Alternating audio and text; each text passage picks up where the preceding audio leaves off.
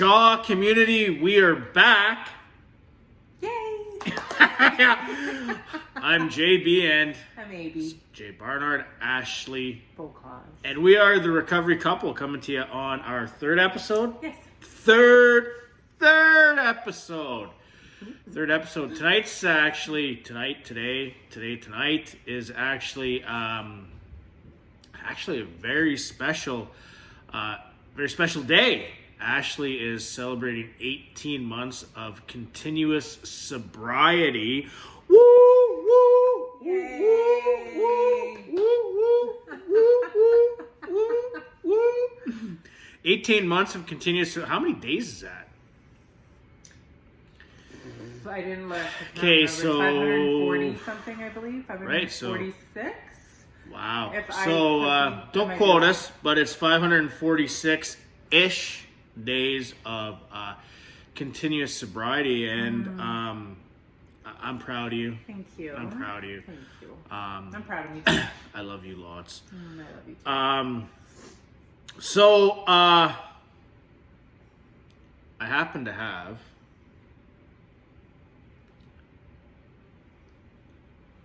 this one right here.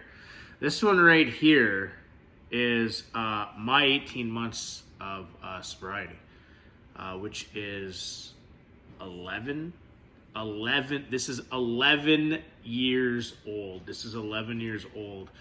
I put it in my pocket today to just have in my pocket to think about what 18 months was like for me, because Ashley is celebrating 18 months today.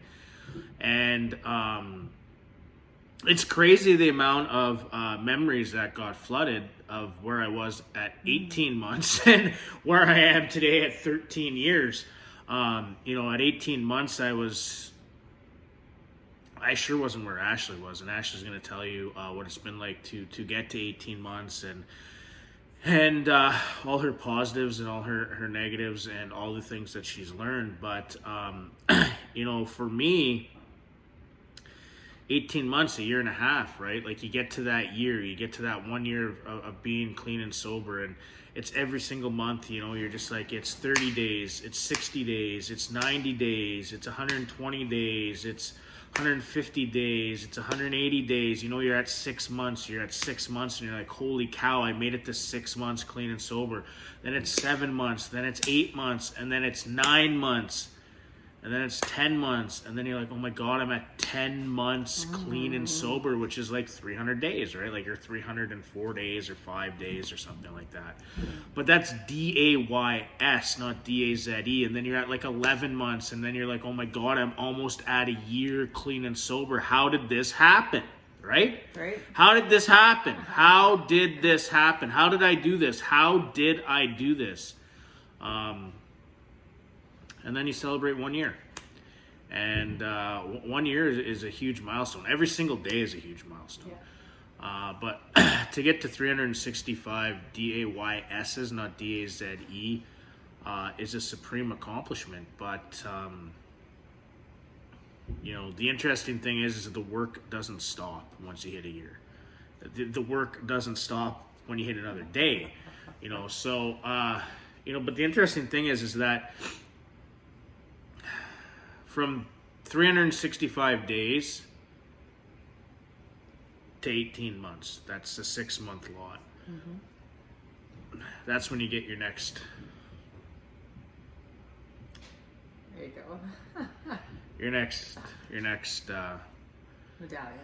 Your next medallion, your next win, your next accomplishment, your next, right? So there's 6 months there where in early recovery, you're getting like recognized every single month. You're getting like a little reward every single month. You're getting to get to the 1 year to the 18 months is tricky, and from the 18 months to 2 years is tricky, and then it's from 2 years to 3 years, and then it's just every year after that. So I was thinking, where was I at 18 months? 5 months clean and sober, I left. I don't like to use the word graduation. I was in a treatment center, all-male treatment center in Ottawa, Ontario, called the Anchorage Boost Center, driven by the Salvation Army. And, you know, they'd call graduation when you finish the program. And for me, graduation, you know, that word really messed me up, because every time I thought of graduation, I drank or I used or I partied. You too? Or did you ever graduate and just go on a big party spree? Oh, yeah. Right. So what was interesting for me is that, you know, so I always asked, I was like, okay, I'm an alcoholic and an addict. What am I graduating from? How do you graduate from an alcoholic and an addict? What do you graduate to? An alcoholic and an addict? A reformed alcoholic and an addict? Like, what do you graduate to? And for me, you know, it really brought a lot of fear into going into society, that word.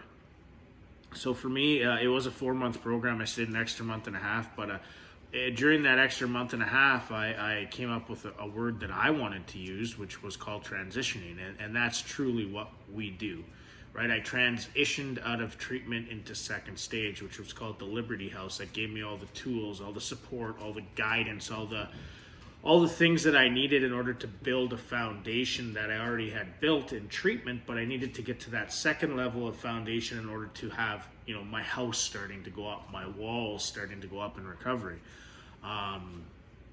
So, you know, for me, it's about transitioning, right? So I transitioned out of treatment into society. I need to learn how to do these things without using every single day. I need to learn how to do these things without drinking every single day. You know, because it's just like, okay, bye, see you later, out into the real world, right? And how do you figure out what the real world is?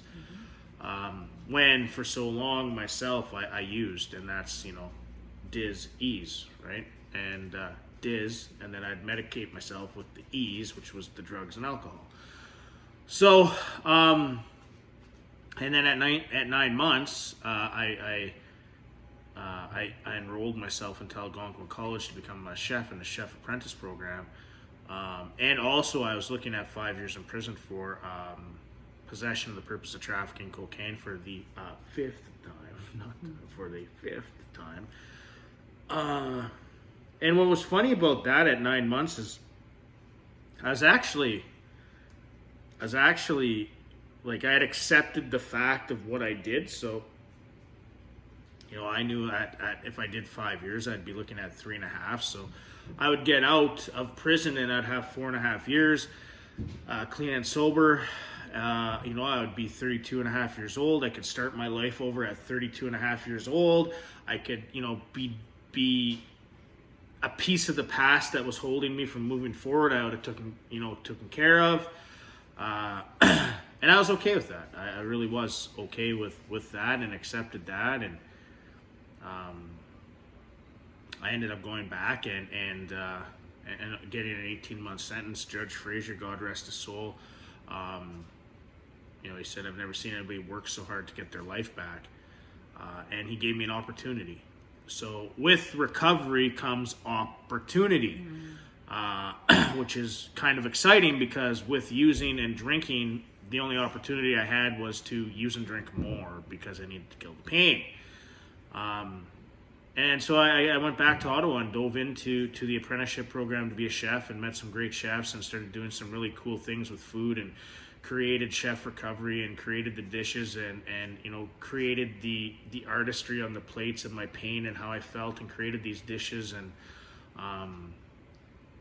was on this journey to be a chef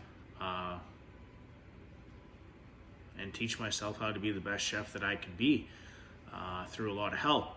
And there's a lot of struggles going through college, learning how to do college, coming up with the funds for college. I almost quit first semester because I just couldn't handle it. I was too kind of busy, and I was 29 years old. Going back to college a little later in life was tough. Also, you know, there was the bars and stuff on campus, and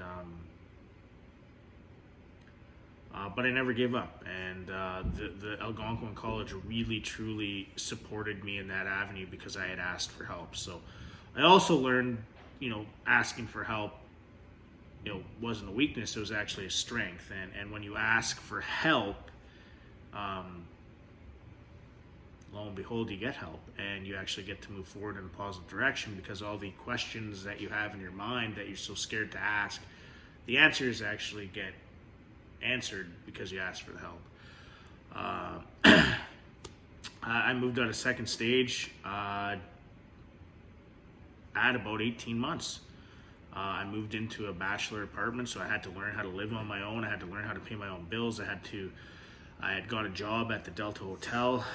I was a third cook there. One of the chefs at the college hired me, Kenton Lear. I'll always be forever grateful for Kenton Lear for giving me the opportunity. Kenton Lear really showed me that if you work really hard, you can really get what you want in life. He also showed me compassion when it came to a person that gave people chances, right? Because I was given a chance. So he gave me the opportunity of chance. So with recovery comes opportunity of chance, right? So you get a chance to do something. You got a chance to be somebody. You got a chance to have something. You have a chance, right? That's the beautiful thing about recovery. Also, during that time, I remember going to the court office and trying to get my license back. I had $66,000 in unpaid fines that accumulated ever since 1998. And in order to get my license back, I had to pay back all these fines. Lucky for me, I went through credit counseling. A guy by the name of Bruce Thomas, who's a true friend. I still stay in contact with him today. He was my counselor, and I worked through paying that debt off, and eventually was able to go get my license. So what I'm trying to say is, like, these are the thoughts that were going through my mind today while I held this this serious milestone that Ashley has hit today. And what's kind of cool is that, I've been able to relive all my early days in recovery through Ashley. And Ashley has really reignited the recovery. She's really revitalized my recovery. She's really helped rejuvenate me, give me my pep back. Because what's interesting is I'm teaching her my recovery, but she's teaching my recovery back to me, which is so cool. Like, that is like the coolest thing in the world. So, 18 months, everything she's accomplished with getting, her kids back in her life, which is amazing. Her mom's back in her life. Her family's slowly coming back into her life. She has a great job. She has some serious support. Just me saying, let's do the recovery couple, and just us go out there and do it and break the stigma together and share our stories together, because you never know who's listening, and who, as we're helping ourselves, we're actually helping other people. And from all the podcasts that we've been able to do, to all the stories in recovery and the recovery community that have really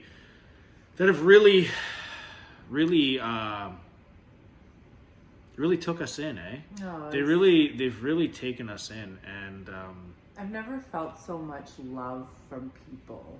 You're loved by your family, you're loved by your friends, but from people that you have that common bond with. Like, I've never felt so much love and so much respect and so much, the biggest cheerleaders I think I ever have. And they're all across the world, everywhere in South Africa and Florida and Chicago. Man, it's the most Montreal. Like, we have people, Edmonton. We have people everywhere. They just want to see you succeed. They just want to see you succeed. See the best. That's the beautiful thing about being part of a recovery community, is that, you're never alone. You're never alone, and you will always have someone who's in your corner, who's cheering you on. Always, hands down. I've never heard of, I've never heard anything other than that. So it's a pretty spectacular thing to be a part of, especially when you're in active addiction and you feel alone. you know, and you don't trust people, and you know, you want to do it your way, or you know, you don't need help, and once you finally surrender and you accept the fact that you are an alcoholic and an addict, the sky's the limit. Like it truly is the limit. You know, 18 months ago. So 18 months ago, so she's gonna crack open and tell you about what 18 months is, but I'm super proud of you. I love you. 18, this thing's 11 years old, and this is what the program is about. The program is about giving back. Ashley has 5, 6, 7, 8, 9, 10, 11, my 1 year, and now my 18 months. Yeah. Thank you. You're welcome, sweetie. Thank you very much. Yeah, like I was saying, 18 months ago, my life did not look like this. I didn't even look like this. A hot spinning mess. I was a Tasmanian devil, to say the nice way. I didn't know if I was coming or going. I didn't know. Well, I was the hot mess. You're the Tasmanian Well, devil. even I want to say, like, I don't know. I met you at 5 months, so just even like in the first 5 months of my recovery, it was intense. I couldn't find 2 feet on the ground. I was just a spinning. Well, why were you monster. spinning though? Well, I was spinning because I couldn't. Too much coming at you? Recovery was not what I thought. Like, I just didn't understand it, right? Okay, so what were you trying to understand? So when you come into recovery, there's lots of suggestions. Oh. I will say suggestions of how people do their recovery, and that is perfectly fine for them and what works for them. And of course, they want what's best for you and suggest what they've done and what's worked for them.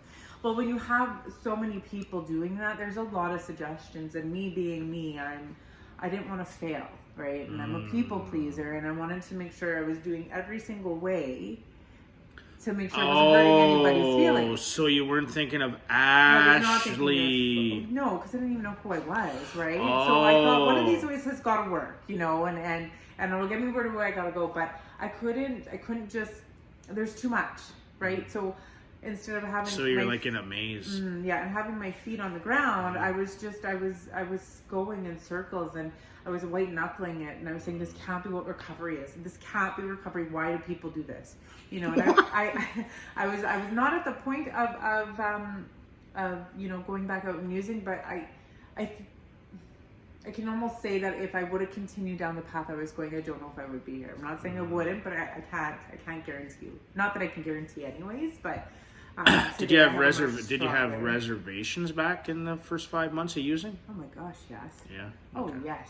You know, I always wondered. I'm like, well, you know, I thought.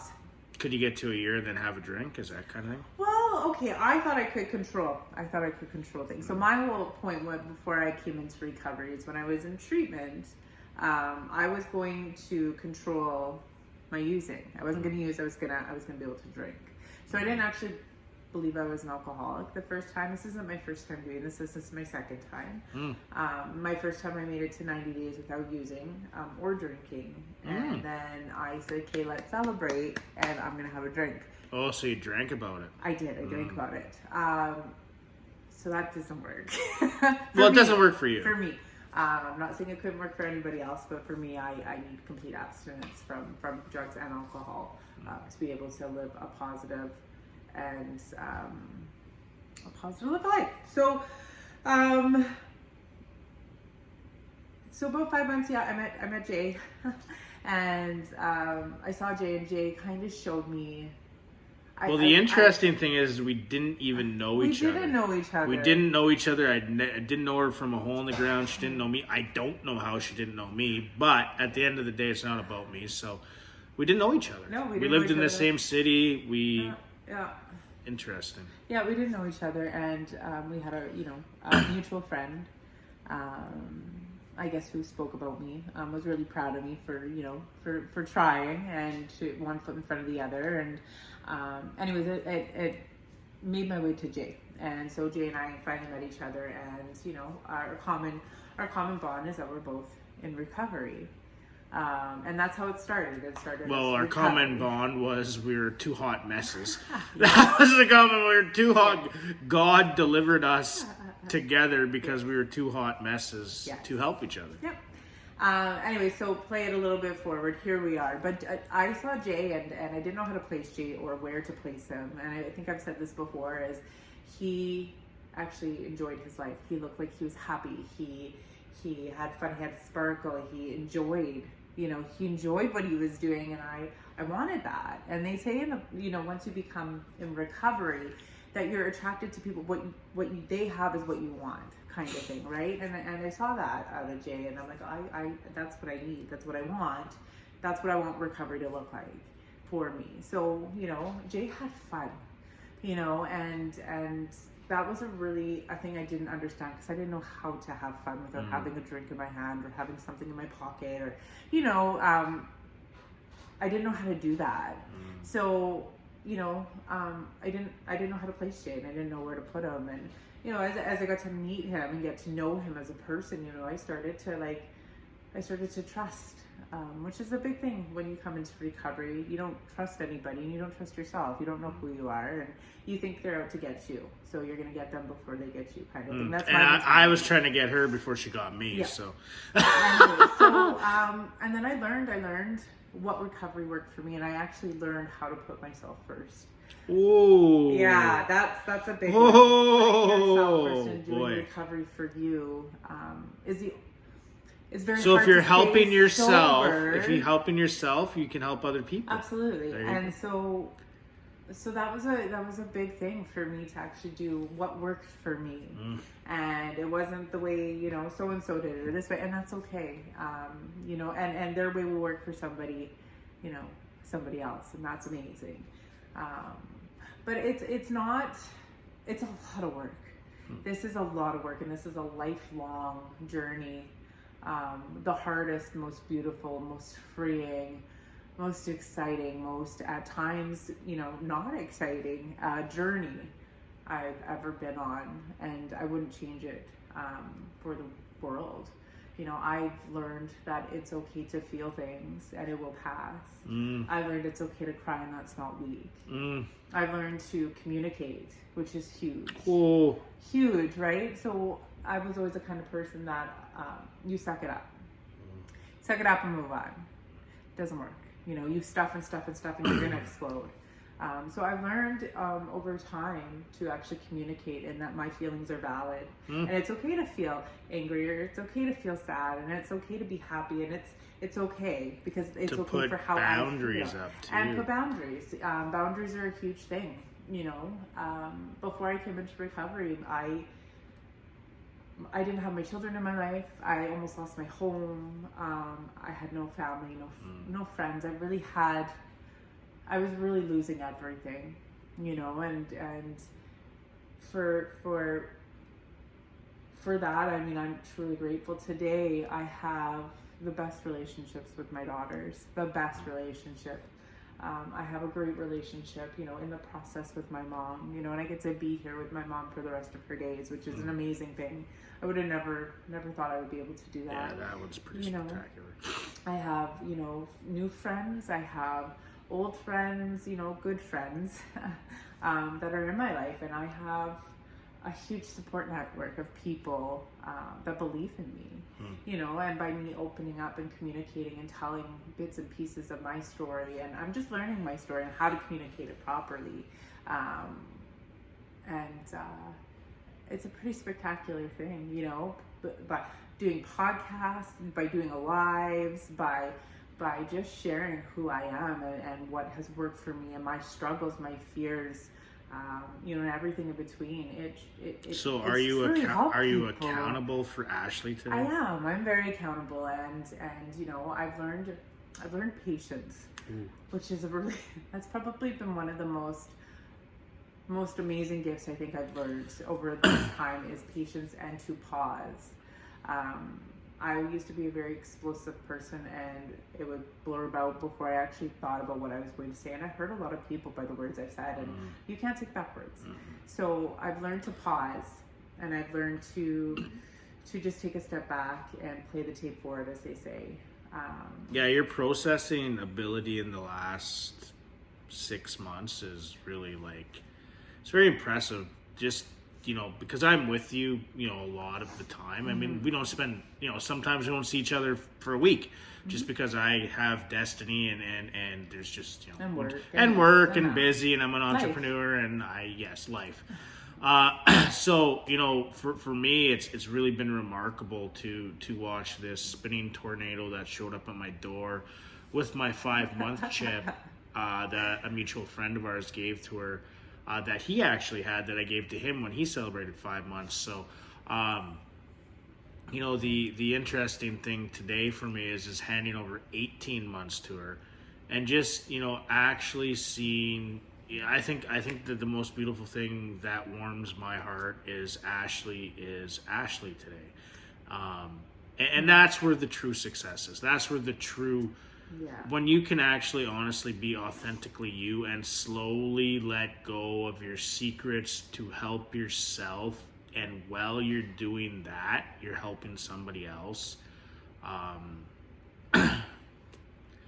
mean, that's recovery, and I've watched her change. Like, she's not the same person she used to be when I met her at 5 months. I didn't, she is Ashley today, and the most beautiful thing is seeing people reach out to her and ask her for help, but actually seeing her smile every day, seeing her happy every day, seeing her struggle at times too, because guess what, that's really refreshing for a guy that's 13 years clean and sober, seeing somebody struggle, because guess what, I struggle too. So it's really refreshing for her to see a guy that has a few more days than 2 struggle, because we bleed the same blood. We're all the same. We all struggle. But we have a common bond. And the common bond with Ashley and I is, we're alcoholics and addicts. So most times I know how Ashley is feeling before Ashley knows, and most times Ashley knows how I'm feeling before I know. And that is the killer thing and awesome thing about breaking the stigma about 2 people being in recovery, is that, we support each other, we love each other, we care about each other, we want the best for each other, but most importantly, we relate to each other. And I don't want it any other way. I don't. I love what we do. I love how we're helping people, but I love that we're helping ourselves to get better on a daily basis.